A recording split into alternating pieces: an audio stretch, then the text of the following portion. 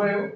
También estaba la presencia acá en Italia, en Roma, de Gerardo Hernández Nordero, el héroe de la República, luchador antiterrorista, que todos nosotros también conocemos, con un plan de actividades muy intenso, ¿no? Como bueno, vamos a buscar el mejor momento antes que esto se nos vaya, y que sin chocar con el programa de Gerardo Hernández, poder buscar el mejor momento para poder compartir con esto y no perder realmente esta oportunidad que estamos materializando en este momento y que nos hace muy feliz. Yo pido disculpas porque estamos hablando en español. Héctor me ha dicho, bueno, yo también hablo en español, y digo, bueno, vamos a hacer todos los que vamos a hablar en español esta tarde, pero estamos seguros de que el mensaje va a llegar a todos, va a ser, creo, sobre todo una oportunidad, una iniciativa novedosa de poder tener un conversatorio, trasladar ideas, y creo esto, sobre todo que los compañeros, si tienen cosas que quieran, la costumbre de seguir naciendo siempre. Muchas gracias y bueno, te damos la palabra, no queremos robarte más espacio, pero siempre darte la bienvenida. Muchísimas gracias.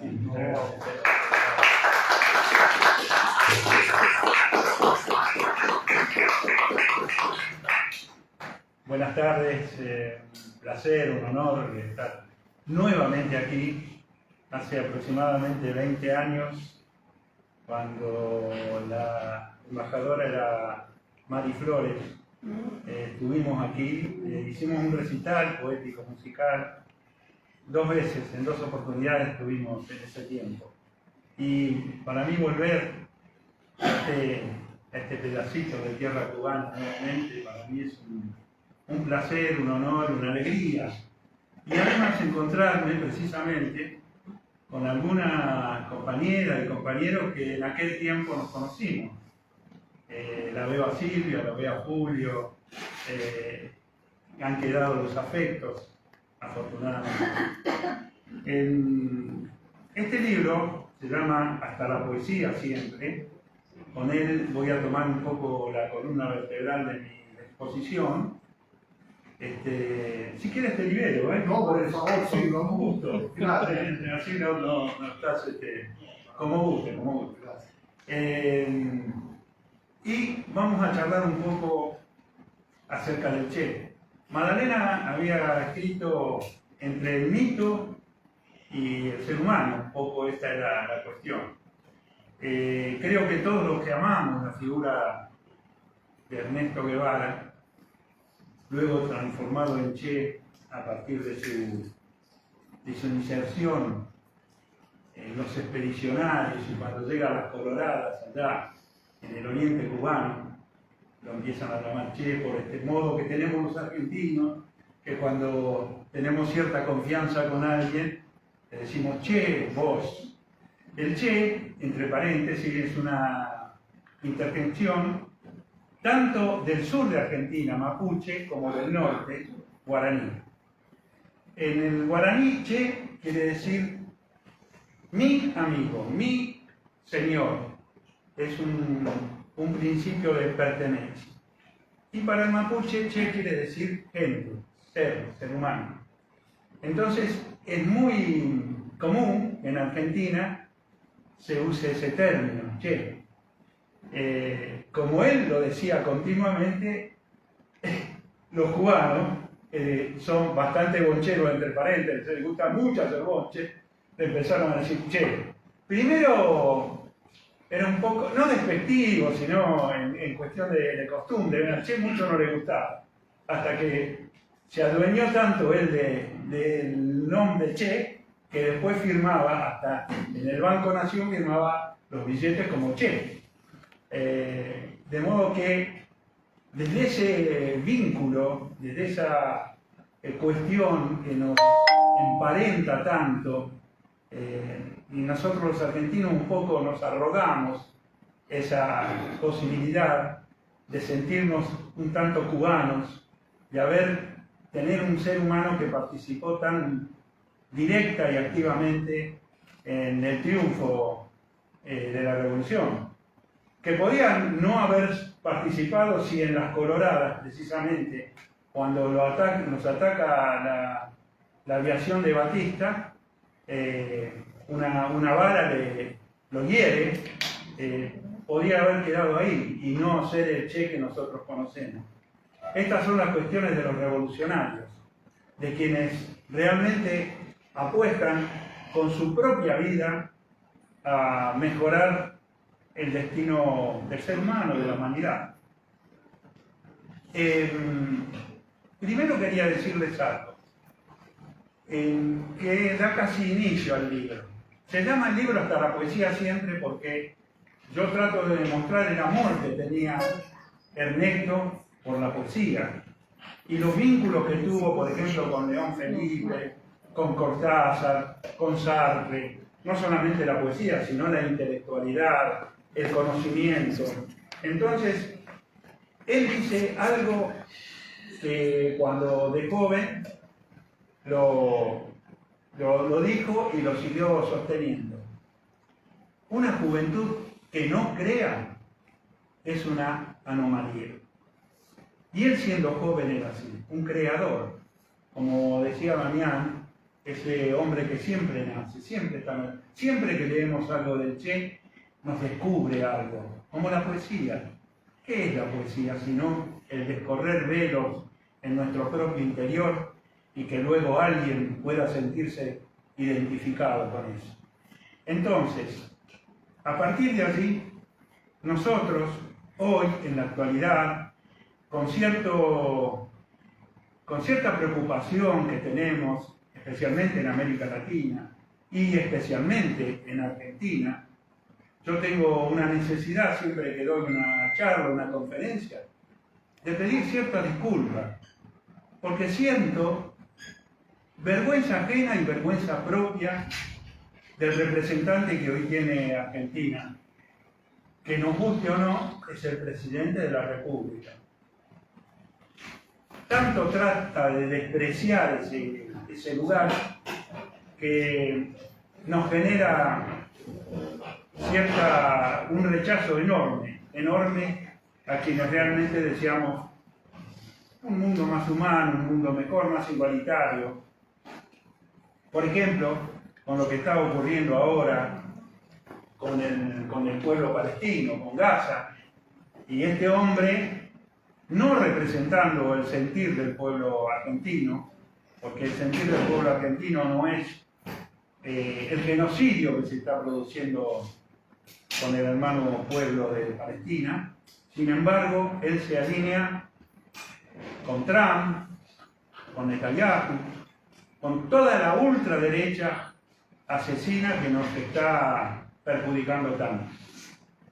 En mi caso, me decía Madalena, para quienes no me conocen, por supuesto, yo tuve la posibilidad de tener un vínculo directo con Cuba a partir de haber obtenido el primer premio Ciudad del Che en Santa Clara, precisamente con el poema Sol de Polen, que en algún momento, si ustedes me permiten, se los voy a recitar. Pero nosotros, en la juventud, luchábamos por juntar dinero, por lo que fuere, para la incipiente Revolución Cubana, para mandarle algún tractor, elementos que le sirvieran a Cuba en sus inicios. Así empieza de alguna manera mi vínculo, pero se establece más cercano cuando voy a Santa Clara a recibir el premio, y lo recibí en el Escambray, donde el Che tuvo la última comandancia antes de tomar Santa Clara. Yo digo que ese es el altar revolucionario que Cuba guarda para la humanidad. Hay que estar allí, en el Escambray, donde el Che tuvo el mirador, el pequeño bohío, el cráter que hicieron los mismos revolucionarios, porque si la aviación los atacaba para poder esconderse, hay que conocer ese sitio para darse cuenta cómo el espíritu, cómo la voluntad revolucionaria puede, ante cualquier falencia, ante cualquier necesidad imperiosa. Si uno ve lo que era la sala de armas, que eran unos postes y con una mesada de madera donde podían reparar algunas armas, lo que era la sala o el espacio, porque todo es a cielo abierto, donde el Che daba las conferencias a la tropa, o la cocina, o el lugar precisamente que se llama Mirador, que era un círculo arriba ya del pico del Cambrai, donde se podía observar bastante el movimiento hacia el llano, y desde allí el Che emprende el camino para tomar Santa Clara. Viene lo del tren blindado, la pérdida del vaquerito, tantas cosas que ocurrieron. Cuando el Che se fractura uno de los brazos, en realidad no fue una fractura, fue una fisura, pero bueno, él toma Santa Clara relativamente herido. Y por supuesto que la toma de Santa Clara posibilita inmediatamente la huida de Batista y el triunfo definitivo de la revolución. Yo les voy a leer algunas partes. Me interesaría, antes que nada, basarme en este comentario, que seguro que muchos de ustedes lo conocen, pero quisiera poder establecerlo con mucha claridad. He nacido en Argentina. No es un secreto para nadie, soy cubano y también soy argentino. Y si no se ofenden las ilustrísimas señorías de Latinoamérica, me siento tan patriota de Latinoamérica, de cualquier país de Latinoamérica, como el que más. Y en el momento en que fuera necesario, estaría dispuesto a entregar mi vida por la liberación de cualquiera de los países de Latinoamérica, sin pedirle nada a nadie, sin exigir nada, sin explotar a nadie. Ernesto Che Guevara, en Naciones Unidas, el 11 de diciembre del 64. Este era el sentimiento de Che. Él se sentía tanto argentino como cubano. El pueblo, bueno, a partir de Fidel se establece un decreto que dice que todo extranjero que por más de un tiempo determinado, creo que son 2 años, trabajaba en ese momento para la revolución, era considerado un cubano más. Yo no sé si te puedo molestar, si podemos tener un poquito de agua. Sí, por supuesto. Disculpa. No, por favor, seguro.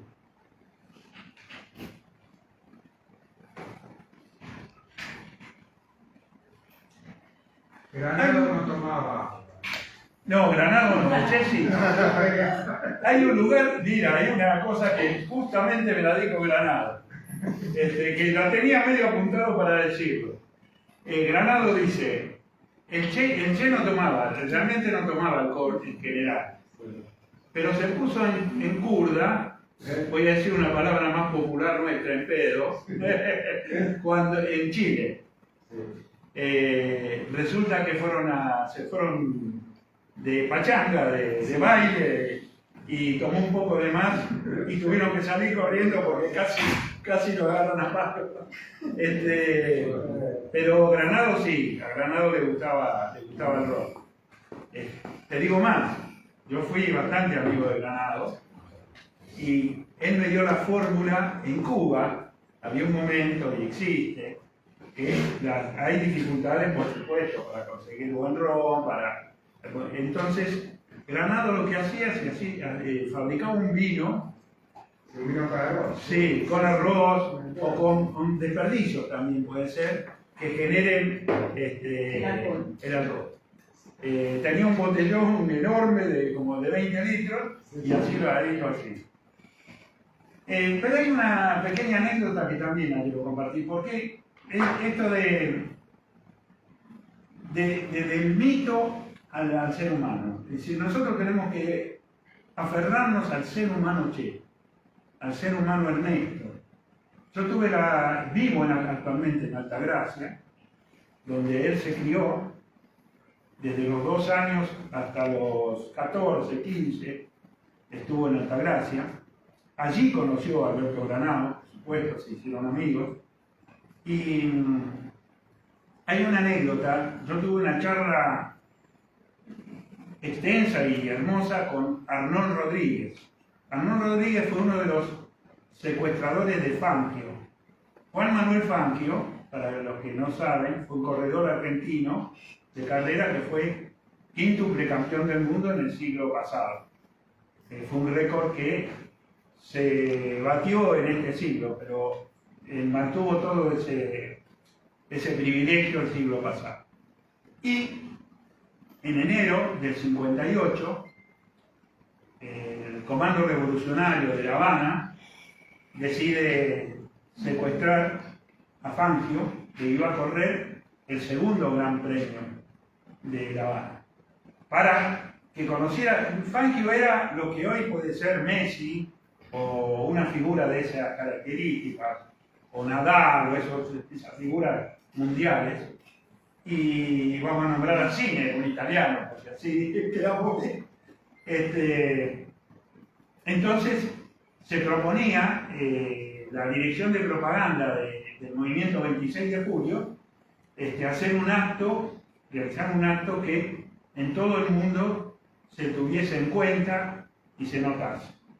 Fangio fue muy amable con los secuestradores y se hizo amigo.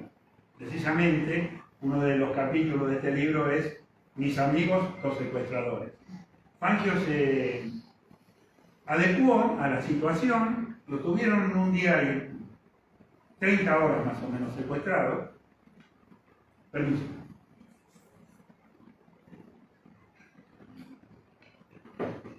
Luego el problema era devolverlo, porque si Batista lo cogía, como se dice en Cuba, lo agarraba, podían hasta matarlo ellos para hacer ver que el 26 de julio eran asesinos. Entonces tuvieron que hacer toda una movida para poder devolverlo a la embajada argentina en La Habana. Y Arnón Rodríguez, que fue uno de los secuestradores concretos, me comenta esto del Che, que dice que con Fangio se habló de muchas cosas, también del Che, aunque de este ser excepcional charlaríamos bastante con él en Balcarce. Balcarce era la ciudad natal del Che en Argentina. Allí tuve ocasión de intimar con su hermosa familia y, cosa curiosa, hablaban del secuestro con orgullo, no con resentimiento. Me impactó una anécdota que le conté del Che en nuestro viaje a África, donde compartí varios días con él. Creo que fue su última representación oficial de Cuba. Iba entregando todo lo que le regalaban. Sentía que ningún objeto le pertenecía. Nada lo hacía suyo. Su desprendimiento era extraordinario. Curiosamente, solo un objeto que le hicieron, un obsequio que le hicieron en el desierto de Argelia, vi que lo agarró y lo trajo en la mano hasta La Habana. Era un gajo inmenso de planta de higo. Y cuando Fidel nos recibió en el aeropuerto, lo primero que le dijo el Che fue: aquí te traje un gajo de higo, porque sé que te gustan. Este relato lo asombró tanto a Fangio que me lo hizo repetir varias veces ante su gente. O sea, el Che daba todo, realmente lo dicen todos los que lo conocieron. Pero tuvo esa delicadeza de acordarse que a Fidel le gustaba los higos y lo trajo en el avión para entregárselo. Me gustaría charlar un ratito sobre el nacimiento del Che y su infancia.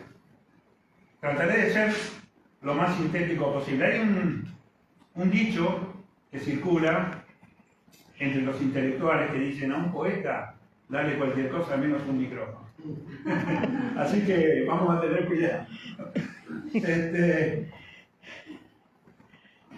El Che nace en Rosario circunstancialmente, porque los padres lo engendraron en el norte, cerca de las cataratas, y volvían a Buenos Aires para que naciera en Buenos Aires. Pero se adelanta su nacimiento, tienen que bajar en Rosario. Rosario está a 300 kilómetros de Buenos Aires, volvían en barco. Y el Che nace en Rosario. Allí están aproximadamente menos de un mes y luego van a Buenos Aires. Al poco tiempo se dice que tal vez puede haber sido por una actitud de los padres que le querían enseñar a nadar de muy niño, que les gustaba que estuviese en el agua prontamente. Puede haber sido por eso, puede por algún otro motivo.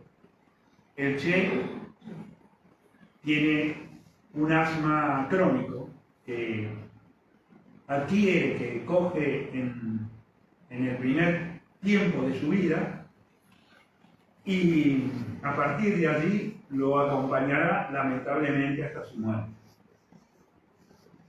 Altagracia es una pequeña ciudad de Córdoba que está a 35 kilómetros de la capital de Córdoba, que tiene un clima, actualmente ha cambiado bastante, como todo el mundo, pero en la época de los años 30 del siglo pasado, hace ya casi un siglo, precisamente estamos celebrando el nacimiento del Che, cumpliría 97 años, hubiera cumplido. Y van a vivir a Altagracia cuando el Che tiene 2 años. Es una zona escarpada. Allí los jesuitas establecieron un sitio muy importante. Mucha gente dice esto lo hicieron los jesuitas. En realidad lo hicieron los aborígenes. Los jesuitas dirigían las obras. Los que trabajaban y los que morían y los que pasaban muchas necesidades eran los comechingones, que son los aborígenes de la parte de Córdoba. El Che crece, nace allí, no nace, sino crece en su desarrollo entre arroyos, sierras. Realmente